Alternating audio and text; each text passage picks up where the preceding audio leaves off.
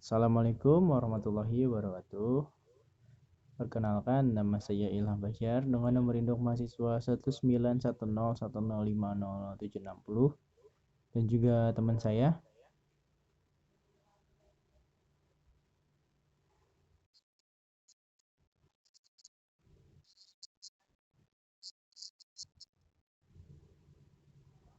Di sini kami ingin mempresentasikan hasil diskusi saya dengan Mbak Indah tentang anggaran produksi. Mungkin bisa dijelaskan terlebih dahulu oleh Mbak Indah.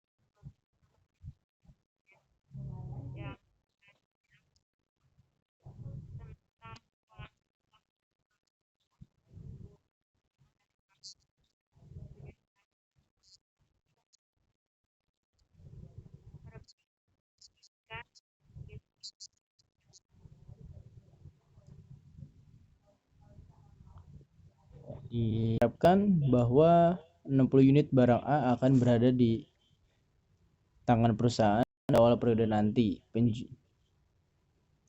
Penjualan selama satu periode direncanakan 100 unit, sedangkan persediaan akhir diperkirakan 40 unit. Sehingga perusahaan harus memproduksi barang A sebanyak 80 unit dengan perhitungan sebagai berikut. Penjualan 100 unit, persediaan 40 unit, ditambah sama dengan adalah kebutuhan, yaitu 140 unit. Sementara kebutuhan dikurang persediaan awal sama dengan produksi, yaitu 80 unit. Kemudian pada tahap pelaksanaan, terdapat langkah menentukan kapan barang akan diproduksi oleh perusahaan. Dalam menentukan kapan suatu barang akan diproduksi, terlebih diperkirakan yang pertama adalah lamanya proses produksi, yakni jangka waktu yang diperlukan untuk memproses barang mentah menjadi barang jadi. Yang kedua adalah jumlah barang yang akan dihasilkan selama satu periode dengan melihat kembali anggaran penjualan.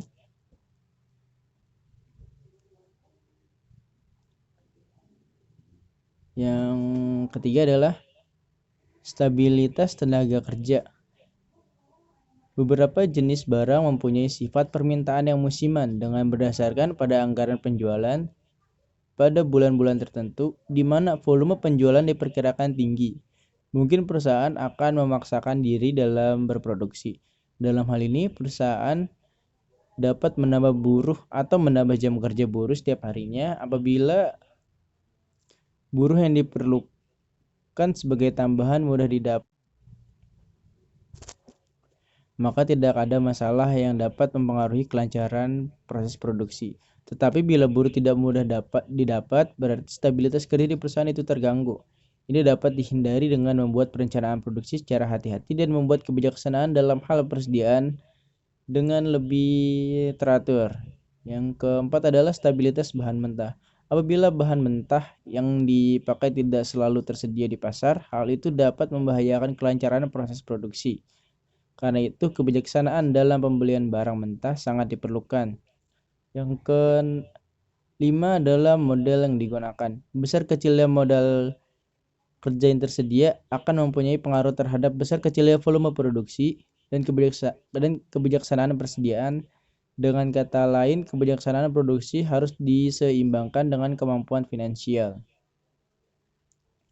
Bagi perusahaan yang telah berkali-kali menghasilkan barang yang sama, lamanya proses produksi dapat diketahui dengan mengingat pengalaman-pengalaman di masa lalu. Sedangkan bagi perusahaan yang belum pernah menghasilkan barang tertentu sehingga tidak mempunyai data historis tentang barang tersebut, dapat melakukan penelitian dengan cara sederhana berupa pembuatan prototipe barang yang akan dihasilkan.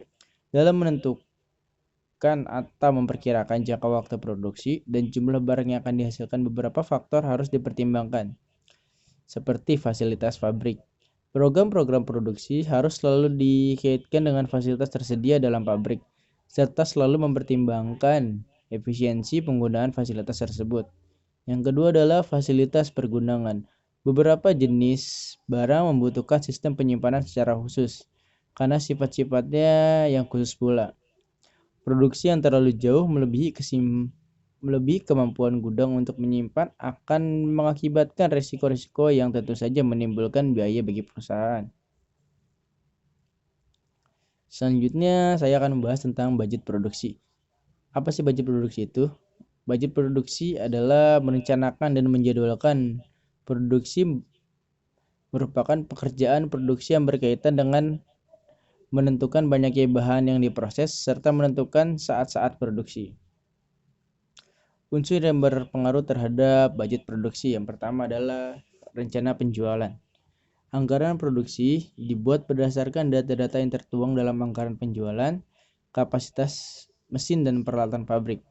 Setiap produksi barang, maka perusahaan akan membutuhkan mesin-mesin dan peralatan lainnya untuk memproduksi barang tersebut. Kemampuan dan kapasitas mesin dan peralatan yang dimiliki oleh perusahaan akan menunjang kemampuan perusahaan dalam memproduksi barang. Kemudian adalah tenaga kerja. Karyawan yang dimiliki yang terkait dengan kualitas maupun kuantitas terbagi menjadi tenaga kerja langsung dan tenaga kerja tidak langsung. Selanjutnya adalah stabilitas bahan baku. Ketersediaan bahan baku di pasar sangat dibutuhkan oleh perusahaan. Bahan baku yang langka dan susah untuk didapatkan akan membuat perusahaan berhenti dalam proses produksinya. Selanjutnya adalah modal kerja yang dimiliki. Modal kerja mendeskripsikan kemampuan keuangan korporasi dalam mendanai semua aktivitas yang berhubungan dengan operasional perusahaan. Selanjutnya saya akan menjelaskan tentang pengelolaan kontrol persediaan. Manajemen persediaan adalah kontrol atas segala aktiva yang merupakan produk perusahaan yang diperjualbelikan dalam operasi sehari-hari. Persediaan meliputi persediaan bahan mentah, barang dalam proses, barang jadi.